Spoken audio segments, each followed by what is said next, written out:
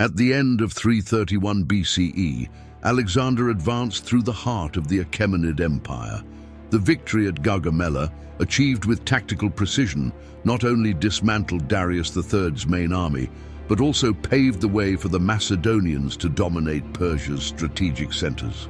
Babylon and Susa were already under his control, and his next target was Persepolis, the ceremonial and cultural core of the empire.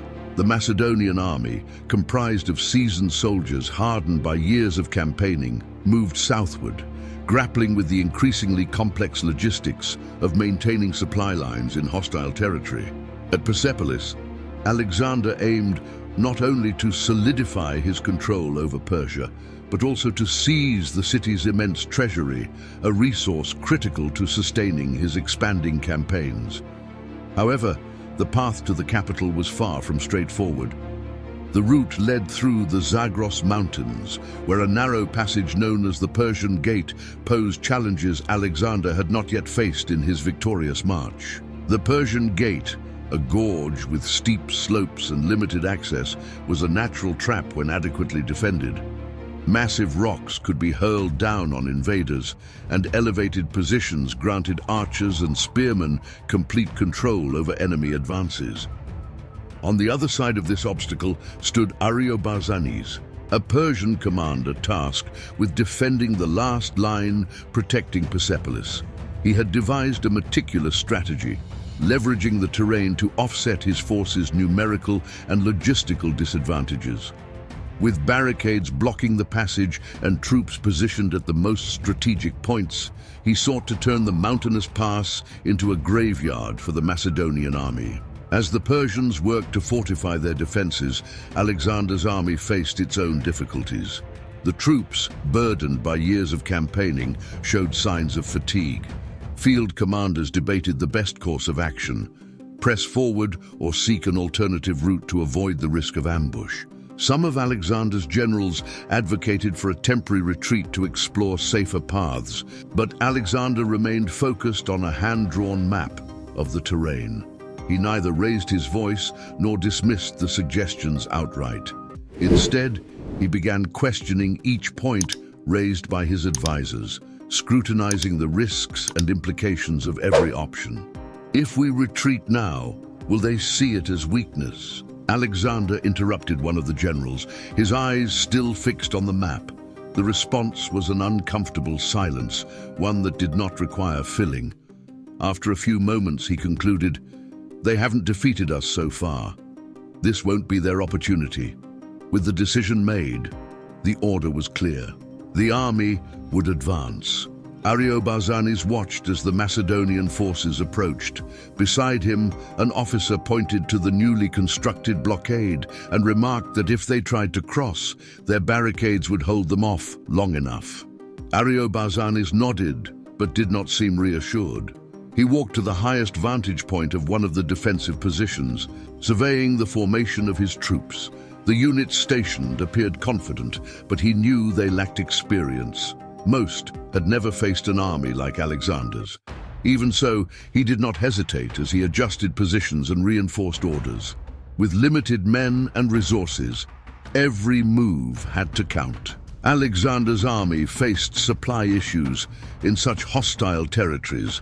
Pack animals struggled with a lack of food, and the troops, though disciplined, needed swift results to maintain morale. Advancing toward the Persian Gate would strain resources further, but retreating risked prolonging the campaign and giving other Persian forces time to regroup and resist. Meanwhile, Persian soldiers reinforced their positions, murmuring among themselves. The Macedonian forces were larger, better equipped, and led by a commander renowned for turning dire situations into triumphs. Yet, under Ariobarzanes' leadership, the plan was straightforward: delay Alexander as long as possible. Wearing down his forces until continuing was no longer viable. The march began before dawn. The Macedonian army advanced in tight formation, each step echoing in the oppressive silence of the gorge. The Persian Gate, with its immense rock walls and unsettling shadows, seemed to constrict the troops as they moved. High above the cliffs, the Persians remained hidden. invisible but looming like specters ready to strike. Alexander, mounted on his horse, observed the ranks carefully. He knew the men were exhausted. Months of forced marches and relentless battles had pushed many to the brink, but his orders were clear. Show no weakness. The soldiers maintained their pace, pushing carts and pack animals along narrow trails. In the distance, Ariobarzanes watched the advance with sharp eyes. He stood at one of the highest points of the pass, a position offering a commanding view of the enemy. Beside him, an officer gestured toward the barricades of logs and stones blocking the main path. When they get close, these barriers will slow them down. Our men will have time to act. Ariobarzanes nodded, though his mind remained restless. He knew Alexander was no ordinary commander. So far, no general had been able to anticipate all of the Macedonians' moves, but here, he thought, the terrain is my ally. Still, the weight of leading such an improbable defense was heavy. Every soldier lost would be an irreparable blow. Suddenly, the sound of drums echoed through the gorge. It was the signal. The Macedonian front lines were nearing. With a swift gesture, Ariobarzanes gave the order. The silence shattered with a crash. Massive boulders tumbled from the heights, crushing soldiers and obstructing the path. Alexander reacted instantly. His voice rang out, strong and clear, directing the phalanxes to reorganize. The assault, however, was far from over. Arrows rained down from above, piercing men and animals alike. Dust from the fallen rocks clouded the air, further disorienting the advancing troops. At the rear, Alexander remained composed, but internally assessed the situation with mounting frustration. He summoned Treacherous, one of his most trusted generals. "They know the terrain, Treacherous. They're using it to crush us," Alexander said, his eyes fixed on a rudimentary map. "But their advantage ends if we force them out of these elevated positions." Treacherous nodded, but hesitated before replying. "Perhaps we should consider an alternative route, sir. The cost of pushing through directly might be too great." Alexander stayed silent for a moment, letting the suggestion linger. Then he looked up. "No. If we retreat, they will believe they can stop us. If we seek another route, we lose time, and that is exactly what they want." Meanwhile, high in the mountains, Ariobarzanes observed the initial results of the ambush. He knew that these skirmishes alone would not defeat Alexander, but every delay was a small victory. He ordered small groups of spearmen to descend swiftly and attack the disorganized Macedonian lines. They struck with ferocity before retreating back to their secure positions. In the Persian camp, the soldiers celebrated the confusion among the Macedonians. Ariobarzanes, however, did not share their enthusiasm. He understood that Alexander was not just a brilliant strategist, but also a leader capable of turning despair into triumph. He summoned his officers for a meeting. They won't give up so easily. Reinforce the secondary barricades. Prepare men to attack the flanks if they attempt any alternative maneuvers. His officers agreed, but after they left, Ariobarzanes stood alone, staring at the horizon. How long can we hold out? He wondered. His resolve was unwavering, but doubt was an enemy he could not escape. On the Macedonian side, Alexander ordered tactical adjustments. Skirmishes will lead the advance. He directed, pointing at the map. "We will force the Persians to reveal more of their forces before we commit. The phalanx will remain behind until the path is clear." The following hours were marked by attacks and counterattacks. Every inch gained by the Macedonians came at a bloody cost, while the Persians used the terrain to inflict maximum damage. Rocks blocked the path, forcing Alexander's engineers to work under a constant barrage of arrows. Despite their discipline, the Macedonian soldiers began to feel the psychological strain of the battle. Whispers spread through the ranks. Some feared the gorge would become their grave. Alexander noticed this. He moved among his men, stopping to speak with small groups. "You have faced greater challenges," he said to a platoon of phalangites. "Babylon, Susa, Gaugamela. This gorge will not be our defeat." His words, straightforward but resolute, restored some morale. On the Persian side, Ariobarzanes recognized that Alexander was adapting. His swift attacks were becoming less effective, and the Macedonian forces were making slow but steady progress. He knew he needed a new plan. As the day ended and the sun disappeared behind the mountains, Ariobarzanes issued a new order. Prepare secondary ambushes. Don't let them find a single opening. I want men ready at every possible route. At dawn, Alexander was also readying his next move. He gathered his commanders and made a declaration. The Persians are playing for time, and that is what weakens us. Tomorrow, we will change that. We will force them to fight where they do not want to. The plan began to take shape. Alexander understood that the Persian Gate would be the greatest challenge of his campaign so far, but he had no doubts. He would conquer it. The Macedonian troops advanced slowly through the Persian Gate. The day began with a light mist covering the sky, but the heat from the exposed rocks soon intensified, creating an almost suffocating atmosphere. Each step was accompanied by the rhythmic sound of boots on dry earth, interspersed with the occasional clang of weapons and tools. The terrain offered no reprieve. The phalanxes, so formidable on open fields, struggled to maneuver through the narrow path.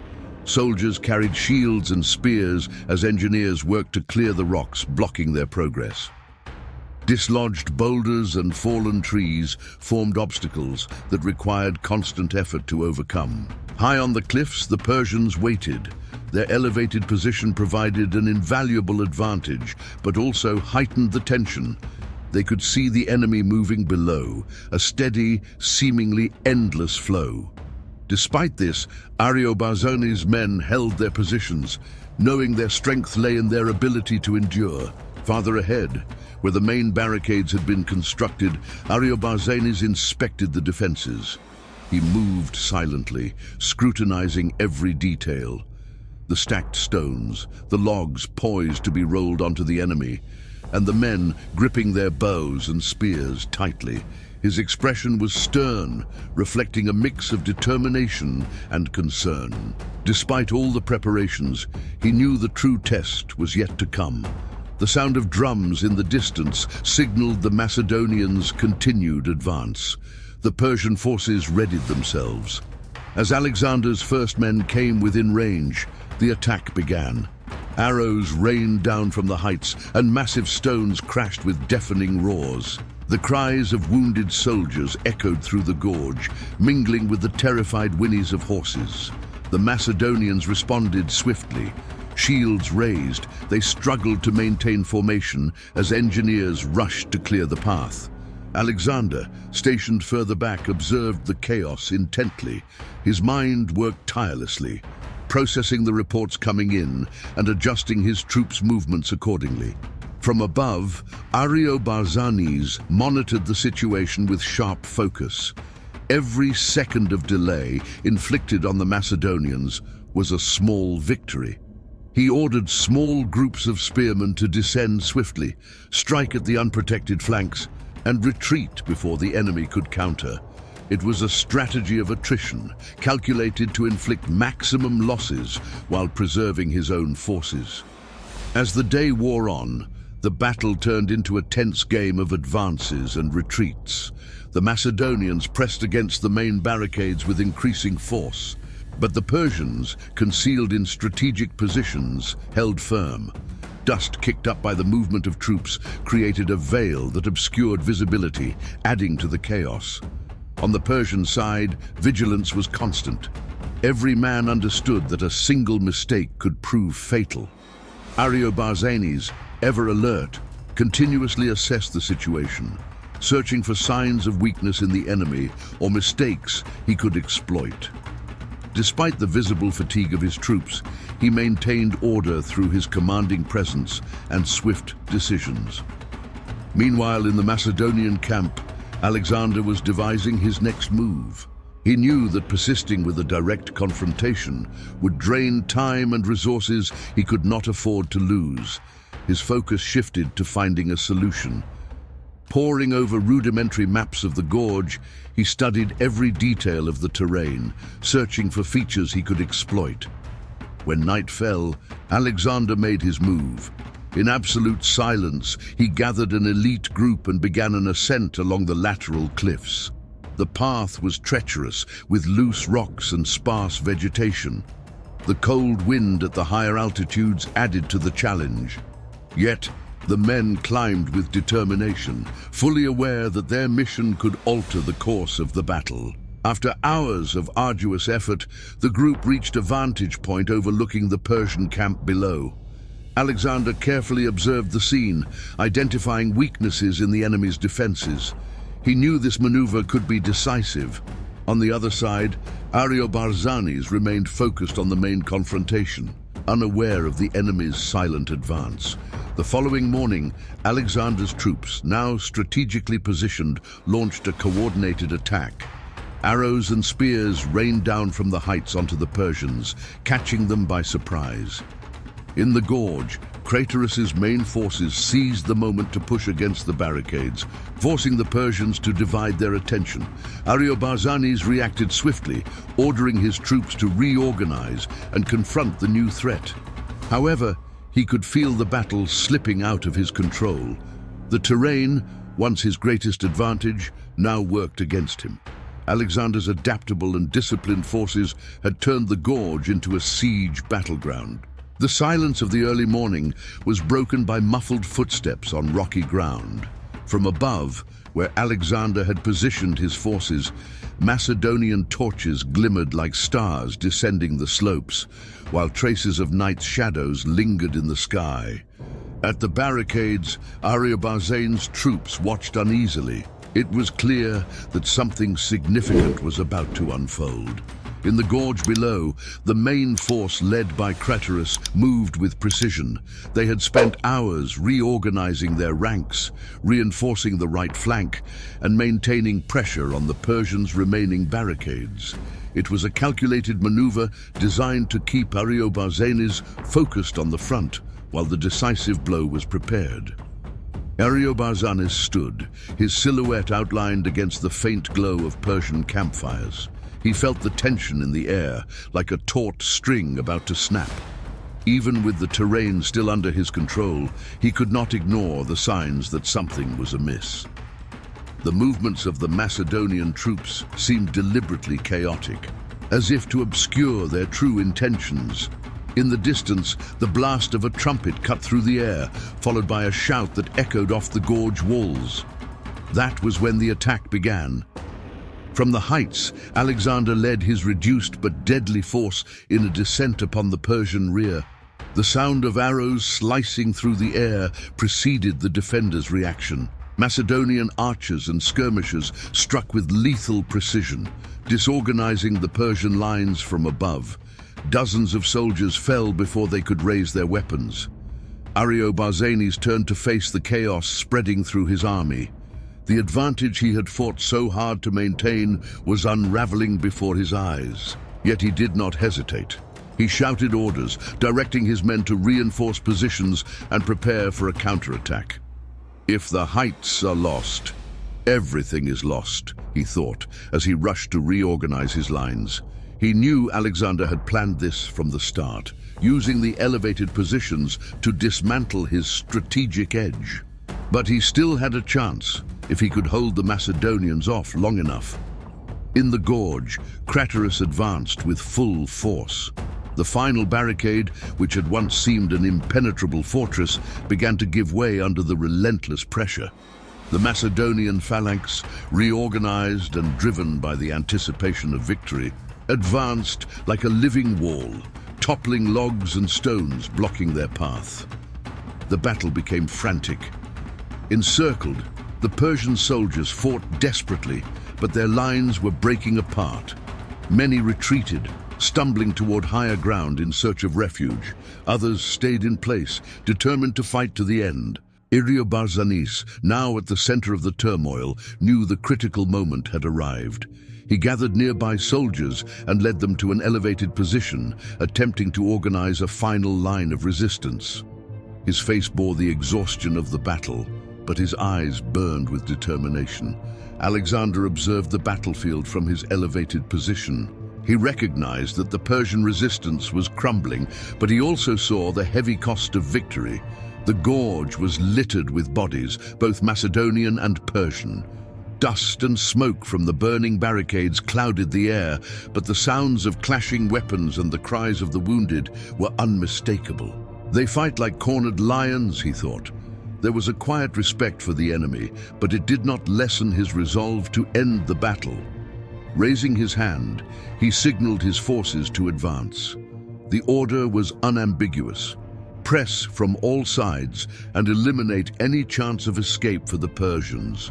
On the Persian side, Ariobarzanes fought with the ferocity of a man who knew this was his final stand. He led a desperate counterattack, charging down from the heights with a small force of spearmen aiming to break through the Macedonian lines.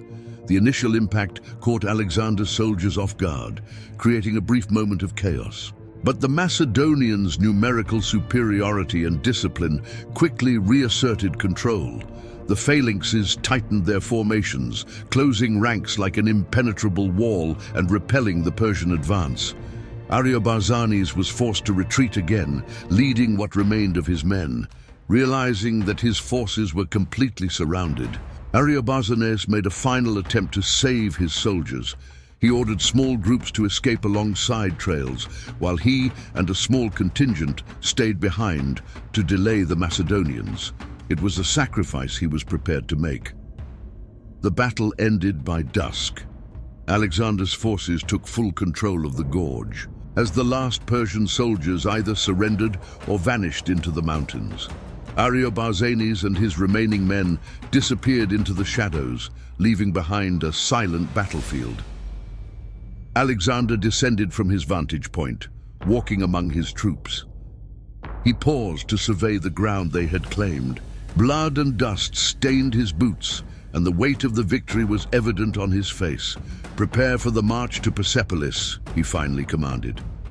His voice was firm, but carried a tone of exhaustion. He knew they had won, but the battle at the Persian Gate had been a brutal reminder that every step in his campaign demanded immense sacrifice. The sun rose once again over the Persian Gate, but its light seemed dim, filtered through the dust that still hung in the air after the battle. The gorge was silent, except for the muffled sounds of boots moving cautiously, carts creaking under the weight of the wounded, and scattered murmurs among the Macedonian soldiers. Alexander stood atop a rocky outcrop, surveying the field. The ground that had been a stage of chaos and death the previous day was now an improvised graveyard. He looked down at the scene where engineers and soldiers worked together to clear the last of the barricades. Bodies lay strewn among the debris, Macedonian and Persian alike, indistinguishable in death. For a moment, he remained silent, absorbing the view. Every victory exacts a price, he thought, though his face betrayed no emotion. He could not afford to appear shaken. Below, the troops reorganized. Officers barked quick orders, while medics improvised bandages with the limited supplies on hand. The wounded groaned softly, many too gravely injured to continue the march. The fine dust of the gorge, mingled with dried blood, created an acrid metallic smell that clung to the skin. The soldiers were exhausted. Some quietly cleaned their weapons and armor, while others sat in the shade of rocks, staring into the distance. Among them, conversations were brief and guarded. The sense of victory was tempered by the visible toll. Many of the men who had marched through the Persian Gate would march no more. Ariobarzanes and the remnants of his group had vanished into the mountains. Scouts reported that he had retreated inland, but Alexander paid little attention. The organized resistance at the Persian Gate was crushed, and the road to Persepolis now lay open. However, scouts brought troubling news. Villages near the capital had been abandoned, and small groups of Persian defenders were spotted in nearby areas. Alexander knew the enemy's morale was broken. But he also understood that Persepolis' survival depended on swift decisions by its leaders. They might attempt to resist, he thought, but it will be futile. At the Macedonian camp, Alexander gathered his commanders to plan the next steps. Maps lay spread across an improvised table, marked with notes and smudged with dust. Treacherous pointed to the trail leading to Persepolis. The city is within our reach, but we must proceed cautiously. They may still prepare ambushes along the smaller routes. Alexander listened in silence, his fingers tracing the map. He knew his men needed rest, but he also understood that their morale depended on maintaining the momentum of victory. After a few moments, he looked up. "We cannot give them time to regroup. Tomorrow we march." The orders were issued. Officers began organizing the redistribution of supplies and assigning pack animals to carry the wounded. Despite their exhaustion, the soldiers displayed renewed determination. They knew the march to Persepolis was not just a military conquest, but a symbolic milestone. As preparations unfolded, Alexander moved among his men, observing them closely. He stopped briefly to speak with small groups of soldiers, acknowledging their efforts during the battle. His words were not lengthy or grand, but simple acknowledgements that reminded them of his presence. For many, this gesture alone was enough to restore their faith in their leader. Across the gorge, Macedonian engineers dismantled the last of the barricades, erasing the final traces of Persian resistance. To them, it felt like removing the scars of a battle that would soon exist only in the memories of those who survived. From the top of another rocky elevation, Alexander turned his attention to the horizon. He knew every step toward Persepolis would be closely watched by his men and the Persians themselves. The city was not merely the ceremonial capital of the empire. It was a symbol of power and pride that had withstood the test of time. Capturing it would cement his position as master of the Achaemenid Empire, but it would also bring new challenges. As the sun began to set, casting the gorge in shades of orange, Alexander remained motionless. He understood that the Persian Gate had been a hard-fought victory. His men were exhausted. His resources stretched thin, and the hostile terrain had exacted a steep toll. Yet he also knew the greatest challenges lay ahead. Persepolis represented more than treasures or territories. It was the key to his legacy. When night fell, Macedonian soldiers gathered around their fires. A sense of anticipation hung over the camp. Despite the hardships, they knew they were approaching what seemed to be the pinnacle of their campaign. The next morning, the army began its march toward Persepolis. Alexander led at the forefront, his solitary yet imposing figure silhouetted against the sky. As they advanced, the men left behind the marks of battle at the Persian Gate, carrying with them the physical and emotional scars of the confrontation. Each step echoed not just on the rocky terrain, but in the history they were writing.